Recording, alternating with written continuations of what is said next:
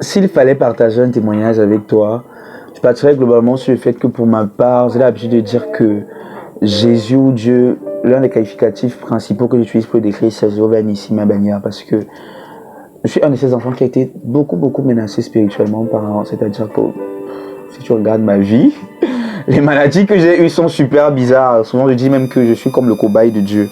Dans le jour où il a décidé que bon, je vais montrer aux gens que je suis encore là. Ok, Salomon, il faut que tu tombes malade.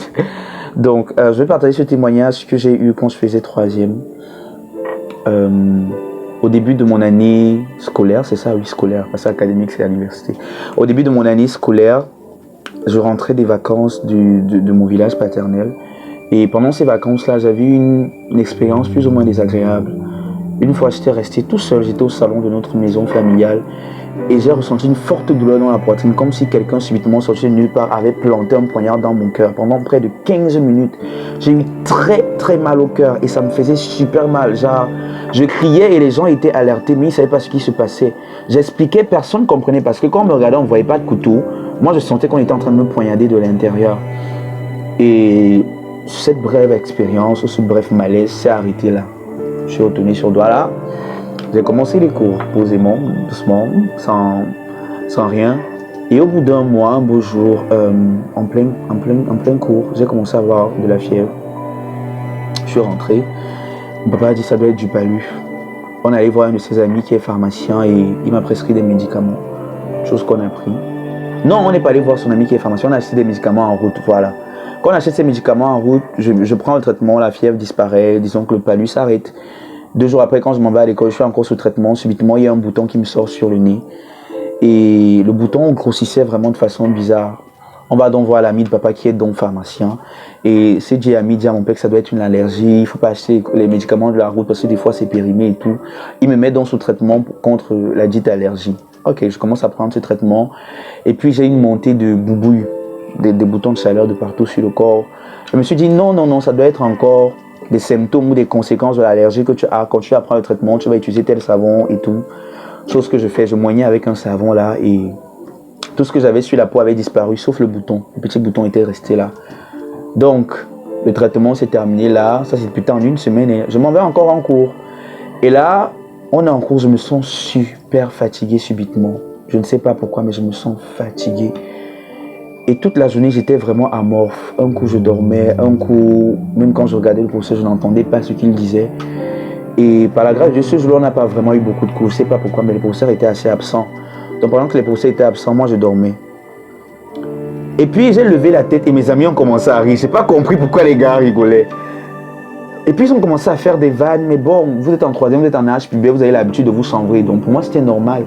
Mais il se passait que mon nez était en train de grossir à vue d'œil. Les gars étaient en train de me dire que mais sa tête est grosse et tout. Moi, j'étais dans les vapes, j'allais pas bien. Donc je ne gérais pas trop. Et tout le long, même les autres camarades me disaient que mais Emo, qu'est-ce qui ne va pas à ton nez et tout. Moi, je ne m'en rendais même pas compte. Et à ce moment-là, même ma vue s'était obstruée. Donc je ne voyais pas vraiment devant moi. J'allais super mal, j'étais fatigué. Par la grâce, j'avais un cousin qui vivait, qui fréquentait le même lycée que moi. C'est lui qui me porte sur son dos, il me ramène à la maison. Et puis le lendemain, j'avais mon meilleur ami de l'époque. Chaque matin, il venait me chercher pour qu'on aille à l'école. Quand il vient me prendre, j'étais assis comme je suis assis là, donc il me voit de dos. Il m'appelle, Einstein, viens, on part à l'école. Et je me retourne, quand il voit mon visage, le mec fuit. Parce que mon visage avait franchement grossi. Quoi. Je veux dire que ça s'était décuplé. J'avais les oreilles comme les oreilles de Dumbo, l'éléphant. J'avais les yeux très gros. Mes yeux étaient tout fermés. Ça avait enflé. En fait, je pourrissais à vue d'œil. J'avais une odeur très bizarre qui se dégageait de moi. Donc, il savait que j'avais été affecté mystiquement. Par exemple, on m'avait lancé une maladie, ce qu'on appelle le gagne ou le zona en français facile. Et donc, malheureusement, cette maladie-là, quand on te l'a lancée mystiquement, tu ne dois pas prendre les médicaments des blancs. Chose que moi, à l'époque, je prenais encore et encore. Donc, passant par le supposé palu, la supposée allergie, la supposée boubouille, je ne faisais que prendre des médicaments. Ce qui accentuait donc le mal qui m'avait été spirituellement, mystiquement envoyé. Donc, mon corps pourrissait, j'avais du pu qui me sortait de les yeux. Mes yeux, je ne pouvais pas les écarter comme ils sont écartés là tout de suite. Donc, j'étais obligé de les avoir fermés comme ça. Et je me rappelle quand quelqu'un venait me rendre visite et que je devais voir la personne, ma mère venait, elle arrêtait un côté, moi je tenais l'autre et on tirait, ça se décollait parce que le pu avait collé mes yeux. Et à cette période-là, je faisais des cauchemars super bizarres, vraiment, mais alors super étranges. Et puis, je sentais comme s'il y avait du feu, quelque chose qui me consumait de l'intérieur. Il y a une dame qui est venue, elle a dit qu'elle pouvait me guérir indigènement. Elle a fait un traitement super chelou là, avec les herbes qu'on appelle les bébés d'or et de l'essence. Je vous promets, quand je me suis levé de là, j'ai dit à ma mère, tu es jeune, tu vas accoucher un autre enfant, tu vas lui donner mon nom. Comment est-ce que je peux avoir du feu de l'intérieur? Quelqu'un vient me mettre encore l'essence sur le corps? Non, on arrête le traitement. Et ça, c'était même pas la chose la plus douloureuse. La chose la plus douloureuse, c'était que à chaque fois que j'avais un peu l'œil fermé, j'entendais mes parents qui pleuraient. Ça, c'était un coup de cœur pour moi. Et donc, j'avais fait cette prière à Dieu. Je lui disais, le Père, je ne sais pas si c'est parce que peut-être tu as un grand plan pour moi. Mais si ce grand plan implique de voir mes parents pleurer nuit et jour, surtout ma mère, mieux je meurs maintenant. Tu appelles quelqu'un d'autre, tu lui donnes mon nom, tu lui donnes mon histoire, je sais pas.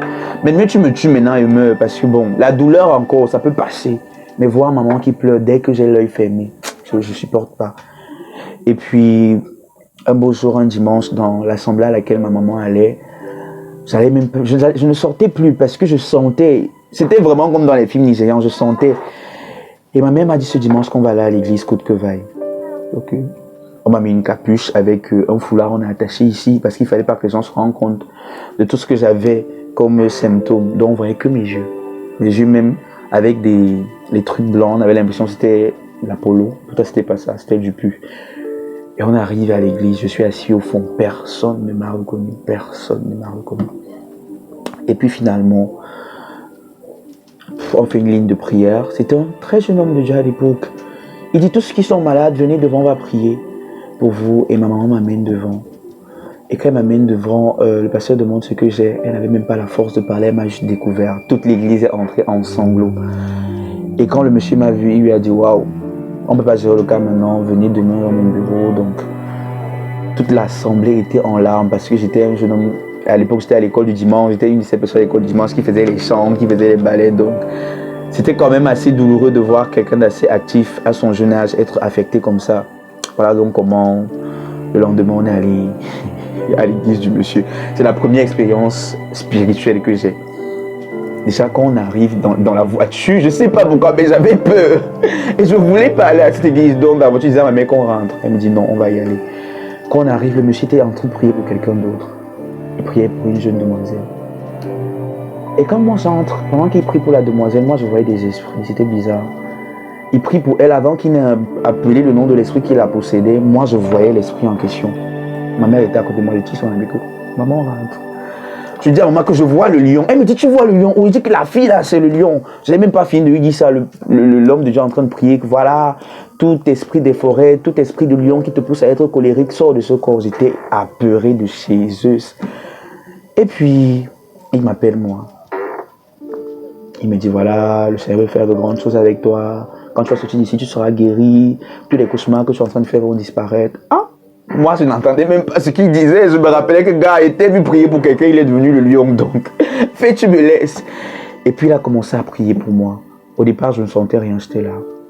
Et à un moment, il a mis sa main sur mon nombril. Oh my God. C'était comme si on m'avait versé de l'essence. C'était un feu énorme. Je ne sais pas ce qui s'est passé après. Je me suis évanoui, j'ai perdu connaissance. J'ai juste que quand j'ai ouvert les yeux, j'ai entendu, il me disait que tout ce qu'on a mis en toi comme poison sorte d'une façon ou d'une autre, que ce soit par des vomis, que ce soit par des urines ou par les selles. J'ai eu subitement envie de faire pipi. Il y avait un seau en fer là de 10 litres, on me l'a donné, j'ai pissé dedans, ça a rempli le seau. Et quand je suis rentré de là, toute la pourriture a commencé à sécher radicalement. Si on dit à quelqu'un que j'ai eu ça, il ne peut pas croire. Voilà, j'ai un beau temps et tout. Donc ça a séché radicalement. J'ai recommencé à aller à l'école. C'est vrai, j'avais encore les débris de peau. On me disait même que je ne me lavais pas bien. Mais c'était ça en fait. Tout ce que j'avais comme malaise, tout ce que j'avais comme douleur, tout ce que j'avais comme pourriture a disparu dès ce jour-là. Et ma peau est redevenue normale, mon état de santé est redevenu normal. Je suis allé à l'école, j'ai eu mon bébé cette année avec brio. Donc ça, c'est vraiment une histoire très marquante de ma vie. Vraiment, c'est le premier témoignage marquant où j'ai vu le Seigneur opérer, où j'ai su que le Seigneur m'appelait à de grandes choses. Voilà. Donc j'encourage quelqu'un, je ne sais pas, peut-être tu passes par un temps bizarre, spirituellement parlant, où tu as des attaques, mais alors des attaques monstrueuses, tu es poursuivi par des monstres, tu as des couches de nuit, tu as des poisons de nuit, tu vois une grand-mère qui revient, ou peut-être du jour au lendemain, tu es toujours en train d'avoir une maladie, tu ne sais pas d'où elle vient, ou disons peut-être tu es vierge, et un beau jour on te dit que tu es séropositif, et pourtant tu n'as jamais couché avec personne. Je veux te dire que Jésus guérit encore. Le zona, on n'en guérit pas. Médicalement parlant, on n'en guérit pas. J'ai un ami médecin qui me l'a dit un jour qu'on ne guérit pas du zona. Que quand tu l'as, tu restes avec ça à vie, ou tu as des marques. Quand tu me regardes aujourd'hui, il n'y a rien. J'ai une tante qui a eu ce zona, sa bouche est déformée. Moi, quand tu regardes mon visage, si on ne te dit pas, tu ne peux pas savoir. Malheureusement, je n'ai pas les photos avec moi, mais j'étais méconnaissable. Je dis je pourrissais, c'est vraiment pas de l'hyperbole. À l'époque, on habitait dans une mini-cité. Quand les enfants de cette cité faisaient le bruit et que je ne voulais pas qu'ils bavardent, je sortais seulement. Je n'ai même pas besoin de bavarder. Dès que je mets ma tête hors de la porte, tous y fuyaient parce que j'étais horrible. Mais regarde, Dieu a radicalement guéri la personne que j'étais à ce moment-là. Je n'ai pas eu besoin d'aller chez un docteur. Je n'ai pas eu besoin d'aller chez un alamimbu.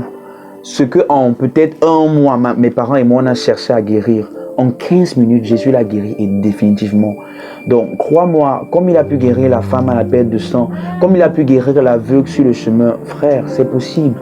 Si tu cherches quelqu'un qui guérit, Jésus m'a guéri moi. Si tu cherches un témoin, je ne sais pas combien de fois j'ai été malade, bizarrement, le Seigneur m'a guéri. En 2010, on m'a dit que mon foie était percé. On a prié pour moi, je suis allé à l'hôpital, mon foie est redevenu normal. On ne sait pas comment. On m'a même dit que j'avais une côte cassée. Où ça sortait d'où? Non, le règle, où ça sortait d'où? Mais aujourd'hui, je suis normal de la tête jusqu'aux pieds, sans aucune anomalie. Donc, je veux te dire que Jéhovah Rapha guérit encore. Et Jéhovah Nissi Tabania te protège et combat pour toi. Que le Seigneur te bénisse.